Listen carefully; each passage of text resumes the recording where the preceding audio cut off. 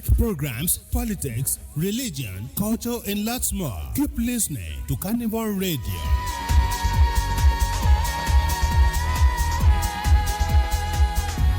Carnival Radio. Enjoyment unlimited.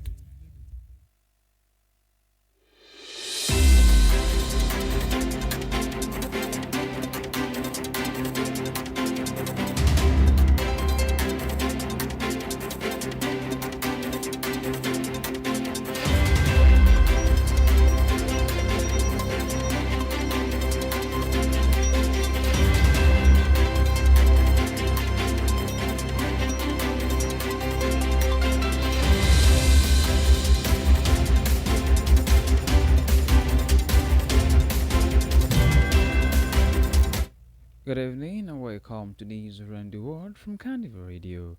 I am Joseph Oyo. Starting the news this evening from Africa. President Samia Suluhu Hassan has been declared the winner of Tanzania's presidential election, securing another term amid days of unrest across the country. Samia won 98% of the vote in a Wednesday poll. The Electoral Commission said in a Saturday victory speech the election was free and democratic, accusing protesters of being unpatriotic. Opposition parties rejected the result, calling the vote a mockery of the democratic process, as Samia's main challengers had been either imprisoned or barred from running. International observers have expressed concern over the lack of transparency and widespread turmoil that has reportedly left hundreds of people dead and injured. In Australia, a 60-day cruise around Australia has been cancelled days after the death of an elderly female passenger who was left behind by the ship on the remote island. Sunazi Reeves had been hiking on Lizard Island with fellow passengers from Cora and Ventura, but broke off from the group for a rest. The ship left without her and returned several hours later after the crew realized the woman was missing. A major search operation found her body the following day.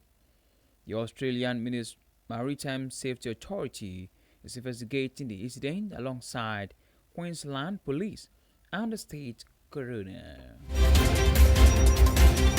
In Asia, earlier this year, a video by an Indian travel influencer complaining about India's weak passport went viral on social media.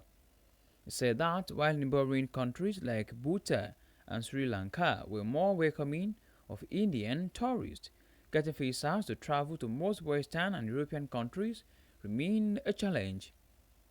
A dissatisfaction with India's poor passport strength was reflected in the latest Alien Passport Index, a ranking system of the world passport based on visa-free travel, which placed India in 85th spot out of 199 countries, 5 spots lower than last year.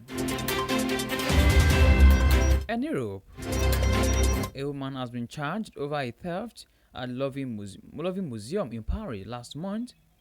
The 38-year-old, who has not been named, was charged with complicity in organized theft and criminal conspiracy with a view to committing a crime.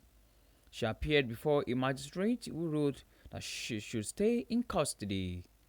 The woman was arrested earlier this week with 4 others.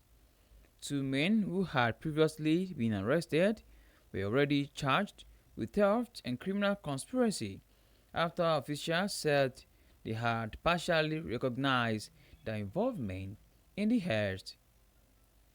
Jewelries worth €88 million were taken from the world's most visited museum on 19th of October. In North America, Canadian Prime Minister Mark Carney said that he has apologized to U.S. President Donald Trump over an anti-tariff advertisement which had used a Ronald Reagan quote.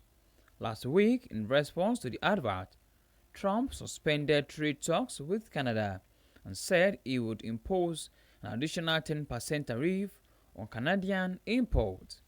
The commercial used a series of clips from former President Rajin's 1987 National Radio address, in which he argued that tariffs would hurt Americans' economy.